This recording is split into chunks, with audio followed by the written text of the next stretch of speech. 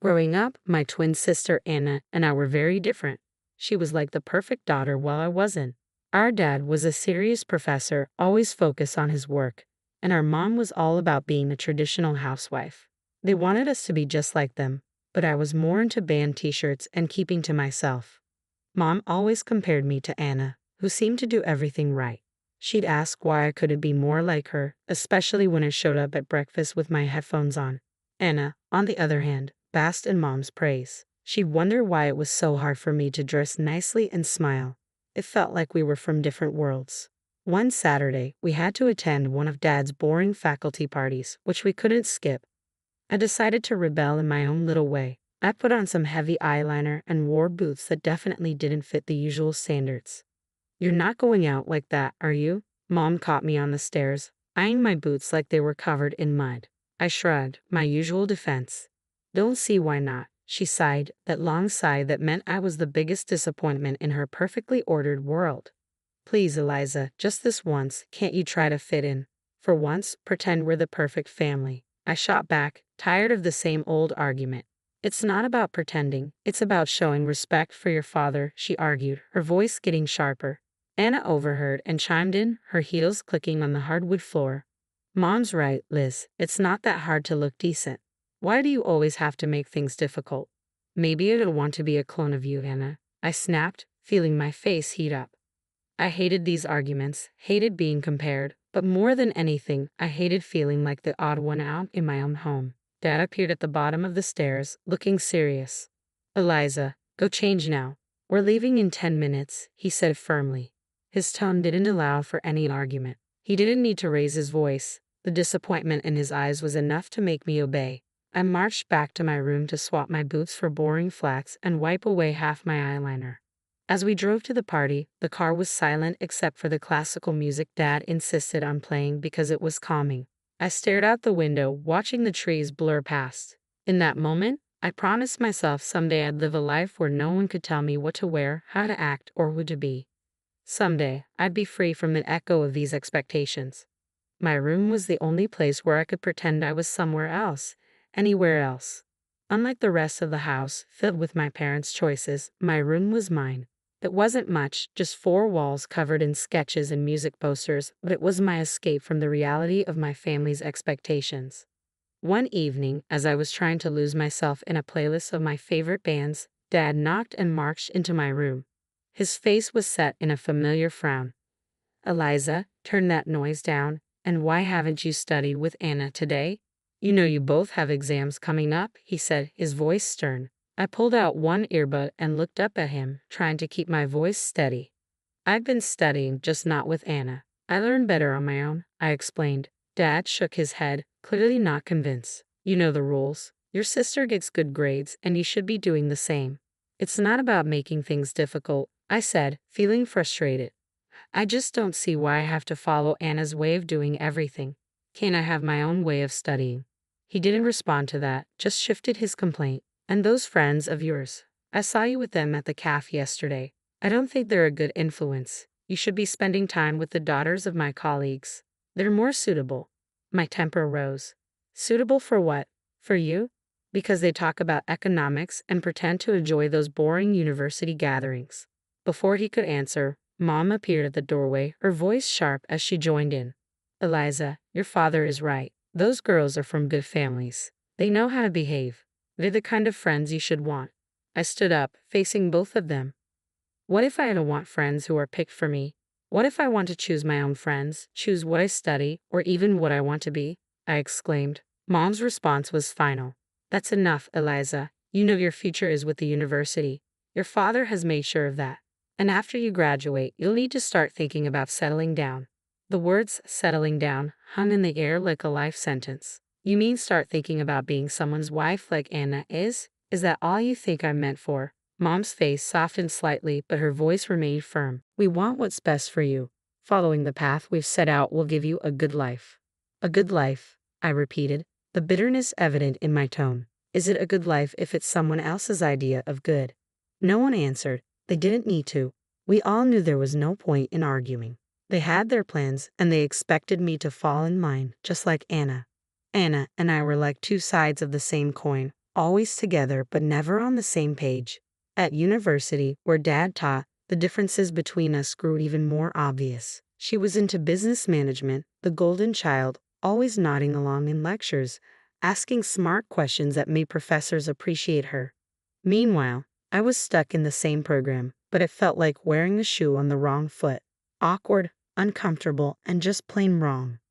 One afternoon, as I trudged through a mountain of textbooks in the library, Anna breezed in, her notes organized, her smile ready. "Hey Liz, are you coming to the study group tonight?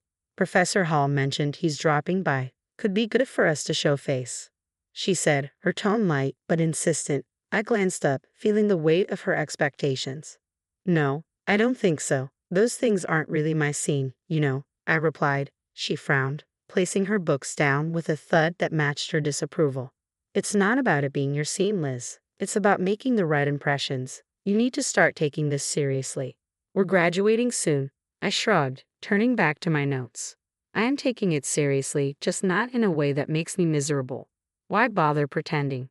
Because, Liz, sometimes you have to play the game to get ahead. You think I like all of this?" She gestured around at her perfectly tabbed textbooks and color-coded notes. "It's not about liking it, it's about doing what's necessary." I shook my head, pushing back my chair with a scrape. "Well, maybe I'm tired of doing what's necessary according to everyone else. Did you ever think of that?" Her voice softened, but her eyes were steel. "Liz, I'm just trying to look out for you. It's not going to be around to sort things out forever. What are you going to do if you keep alienating everyone? Maybe I'll figure it out on my own. Maybe I don't need to follow Dad's roadmap or yours." I shot back, feeling a surge of defiance. Anna sighed, her frustration clear. "You're so stubborn. Just try it, okay? For me, if not for yourself. Show up tonight. Talk to Professor Hall. It won't kill you," Anna urged. I looked at her, really looked at her, and saw not just my annoyingly perfect sister, but someone who actually cared in her own way. "Fine, I'll think about it," I conceded, not ready to promise more. "Thank you," she said, her smile returning. "It's not that bad, you know. You might even like it if you gave it a chance." "Doped it," I muttered, but I knew I'd lost this round. For Anna, I'd show up, sit through another boring discussion, and nod at the right times. It was just a few hours, I told myself. How bad could it be? As it turned out, not as bad as I thought. Professor Hall was surprisingly interesting when he wasn't lecturing from a podium. I even asked a question which earned a shocked but pleased look from Anna. Later, as we walked back to our dorm, Anna nudged me. "See? Not so terrible, right?" That fragile peace didn't last long, however. In our last year, Anna introduced us to her fiancé, a lawyer 10 years her senior, already well established and exactly what our parents dreamed of. Mom and Dad were over the moon, praising Anna for making such a smart match, and immediately turned their expectant eyes on me. "Now, Eliza, it's your turn to find someone suitable," Dad said one evening over dinner, his tone implying that my time was running out. Mom nodded enthusiastically, already planning out my life as if it were another one of her well-organized home projects. "Think about your future, dear. Someone who can provide for you, who has a good standing." I remember staring at my plate, feeling the walls close in. Anna's wedding was meticulously planned down to the last detail by Mom, from the bridesmaids' dresses to the floral arrangements, showcasing her perfect vision of family prestige. After the wedding, Mom often visited Anna, doling out advice and ensuring her life played out just as she had orchestrated. Witnessing this, I knew one thing for certain. I didn't want my life tailored by someone else's hands. One day, I was walking down the street, lost in thoughts of how to escape the life my parents envisioned for me when I heard the deep rumble of a motorcycle approaching. Curiosity pulled me toward the sound. That's when I saw him, Jake, with his leather jacket and carefree smile, pulling up beside me. "You look like you need a ride," he called over the roar of the engine, a playful twinkle in his eyes. I hesitated, glancing back towards the path home and at his outstretched hand. What did I have to lose? "Sure, why not?" I replied, my voice a mix of nerves and excitement. Climbing onto the back of his bike, I felt a rush of adrenaline as we sped away. The wind whipped through my hair, and for the first time in a long time, I laughed genuinely. Jake shouted something about showing me his world, and I held on tighter, not wanting this moment to end. We stopped at a diner frequented by bikers over burgers, workers, and fries. Jake told me about his life as a welder, his passion for bikes, and his love for the open road. It was so different from anything I was used to, raw and real, I remarked, my voice barely above the clatter of plates and chatter around us. Don't you get scared living like this? Scared? No, it's thrilling. You never know what's around the corner. Isn't that better than having everything planned out for you? Jake replied, his eyes lighting up with each word.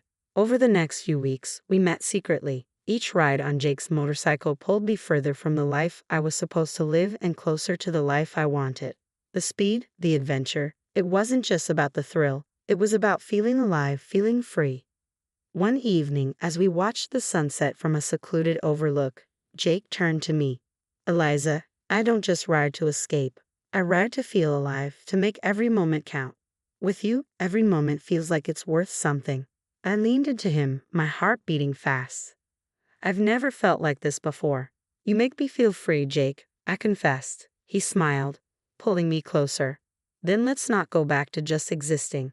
Let's live. 6 months with Jake felt like a lifetime of moments I'd always dreamed of. The day he proposed under the stars with a gentle rumble of his bike in the background, my heart screamed a yes before my mouth could form the word. It was perfect, except for one looming hurdle. My parents. I wrestled with the fear of introducing Jake to them. He was everything they disapproved of, his rough edges, his wild spirit, his simple yet content life as a welder. But love bolstered my courage, and I decided it was time they knew. The day I brought Jake home, he was clad in his usual attire, a leather vest, black t-shirt, ripped jeans, and a bandana. I loved it about him. He was unapologetically himself. As we stepped inside, I could already feel the weight of my parents' judgment. Mom's face went pale at the sight of Jake, her eyes widening in shock. What in the world, Eliza? She gasped, her voice barely a whisper. Dad's reaction was harsher, his words sharp as knives. Who is this, and why is he dressed like a thug in our house? I took a deep breath, steadying my nerves. Mom, Dad, this is Jake. He's the man I love. We're getting married. Their silence was deafening. Then Dad turned to Jake, his tone laced with disdain. Married? What do you do for a living, young man? What are your qualifications? Jake, bless him, didn't waver. I'm a welder. I took some specialized courses after high school. I work hard and I make an honest living. The look on my parents' faces was a mix of horror and disbelief. Mom looked like she might faint. A welder, Eliza. You can't be serious, as voice rose, anger flaring. You expect us to give our blessing to this? To throw away your future for a welder? I felt my resolve harden. Yes, because he makes me happy. Isn't that what should matter? But the life you'll lead, Mom started, her voice tremulous. Will be the life I choose. I shot back, my own voice gaining strength. Dad shook his head, his decision clear. We cannot and will not support this. If you choose him, don't expect to be a part of this family. The finality in his tone broke my heart, but not my decision. Jake squeezed my hand, giving me the strength to face them. Then I choose Jake. I choose us. I choose my happiness. Mom's eyes filled with tears, and Dad's jaw clenched tight. If you walk out with him, don't bother coming back, Dad said, his voice cold. Walking away from my parents' house with Jake, my heart was a mess of emotions, pain, relief, excitement, and fear all mixed into one. The night air felt different, like each breath I took was a step further into a new life. We rode in silence for a while, the only sound the steady roar of the motorcycle beneath us. When we finally stopped at a small diner on the outskirts of town, Jake turned to me, his face serious. You sure about this, Eliza? I mean, really sure? There's no going back after tonight, he said, his eyes searching mine for any hint of doubt. I nodded, squeezing his hand tightly. I've never been more sure of anything. Being with you, this feels right. It feels like what I'm supposed to do. He smiled, that reckless, charming smile that had won me over the first day we met. All right then, let's do it. Let's start our life together. Inside the diner, we found a quiet booth in the corner. The waitress brought over 2 coffees without asking, and we sat there, planning our next steps. So what's first? I asked, stirring cream into my coffee, watching it swirl and blend. We'll need to find a place to stay, at least for a while. Then maybe look for jobs. I have some buddies who can help us get started, Jake replied, his tone practical but optimistic. It's going to be tough, isn't it? I said, more a statement than a question. The reality of what we were doing was beginning to sink in. Jake reached across the table, his hand covering mine.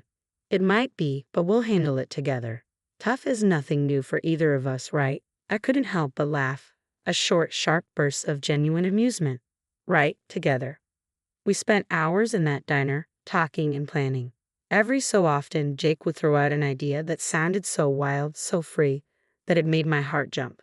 And maybe one day we'll save enough to take that road trip across the country. Just you, me, and the open road. I like that, I said, allowing myself to dream bigger than I had ever dared. Riding back into the city, we began our search. The next weeks were a blur of activity. We found a small apartment on the edge of town, nothing fancy, but it was ours. Jake found work at a local garage, and I picked up shifts at a nearby diner. Life was hard, but it was ours. We made do with what we had, and every night when we came home to each other, it felt like we had everything. Months later, we decided it was time to make it official and got married in a small, intimate ceremony. I held on to a sliver of hope that my family would show up, that they would see how happy I was and let go of their prejudices. But the chairs reserved for them remained empty and no congratulatory messages came. Despite the sting of their absence, the day was perfect because it was ours. Over time, I grew incredibly close to Jake's mom. She welcomed me with open arms, calling me her daughter, filling in the gaps left by my own family. Her warmth and acceptance healed some of the wounds left by my parents' rejection. Things were finally looking up for Jake and me. After he completed additional diving training and became a certified underwater welder, his income shot up to $150,000 a year. That change made a world of difference. We managed to buy a townhouse in a nice area, the kind of place I'd always dreamed about but never thought I'd actually live in. I started working as a dispatcher in Jake's company. It wasn't just a job. It felt like I was part of something important, supporting the man I loved and building our future together. On weekends, we escaped the city on his bike, roaring through winding roads and taking in breathtaking views of nature. Those moments with the wind in my hair and his warmth against my back were pure bliss. Living nearby, my mother-in-law became a frequent visitor. One such afternoon, while Jake was tinkering in the garage and I was fixing us some coffee, she arrived looking a bit troubled. "There's been some ugly news," she said as she settled down at the kitchen table. Something about a professor at the university involved in a harassment scandal. My heart skipped a beat. "Oh, did they say who it was?" I tried to keep my voice steady, dreading the answer. She shook her head. "No, they didn't mention a name on the radio. But you know how these things go. It's probably all over the TV by now." Nodding, I flicked on the television, tuning into the news. Sure enough, there was a report on the scandal, and as I had feared, my father's face appeared on the screen. The anchor detailed accusations against him, and I felt a cold wave of disbelief wash over me. Turning off the TV, I sat down heavily, trying to process the news. Jake came in, wiping his hands on a rag, and saw my face. "What's wrong, babe?" he asked, his brow furrowed in concern. I swallowed hard, my voice barely a whisper. "It's my dad. He's been accused of harassing a student." Jake's expression hardened for a moment before he came over and took my hand. "I'm sorry, Eliza. That's tough news. How do you want to handle this?" I shook my head, not really sure of anything at the moment. "I don't know. I mean, what can I even do? It's not like we're close anymore." He squeezed my hand, understanding. "Whatever you need, I'm here for you. We don't have to figure it all out right now." I decided to wait and see how things unfolded before making any moves. Whatever decision I made, I knew I'd have Jake by my side, and that was the reassurance I needed to face whatever came next. Life had been peaceful until that unexpected afternoon at work when a familiar car pulled into the parking lot. I hadn't seen my parents in a long while, and the sight of them stirred up a mix of emotions I thought I had put to rest. Both of them looked dramatically changed. The scandal had taken its toll. Mom had lost a lot of weight and looked years older, while Dad appeared broken, a shadow of the stern man he once was. My mother spotted me and rushed over, arms open as if nothing had happened, as if years of distance and disapproval could be bridged in an instant. But I couldn't embrace her, not now. Instead, I stepped back and took Jake's hand, looking for strength in his presence. "Eliza, it was so hard to find you," Mom said, her voice cracking with emotion. Dad, ever the gruff one, cut to the chase, his voice harsh and bitter. "I was accused unfairly, you know. I went to your sister's husband for help, but that bloodsucker wanted a fortune. Your sister sided with him, and now they've kicked us out. We need your help." I stared at them, disbelief and anger swirling inside me. Help? After all these years, you show up and demand help. We have nowhere else to go. Mom's voice was desperate. They'd disowned us too. We thought maybe we could stay with you. I almost laughed at the absurdity. Stay with me? After you disowned me, you made it clear I wasn't your daughter anymore. Dad's face turned red, his old temper flaring up. You owe us, Eliza, after all we've done for you. That's where you're wrong, I interrupted, feeling Jake squeeze my hand in support. I don't owe you anything. You threw me out because I chose my happiness over your demands, and now you want what? To just move in and pretend like we're a family. The situation was spiraling, and I could see people watching, a crowd beginning to form. Mom started to cry, her sobs loud and attracting even more attention. You're being ungrateful after everything we've done for you, she accused through her tears. I took a deep breath, my decision clear. No, Mom, I'm not ungrateful. I'm free and happy. You made your choices, and now you have to live with them. As we walked away, I heard my dad yelling, but Jake leaned over and quietly told the security team, don't let them come here again. The following months flew by, filled with love and peace. We welcomed a son, a new beginning in our growing family. My parents never came back. That day in the parking lot was the last I saw of them. And while part of me grieved for what could have been, I knew I had made the right choice.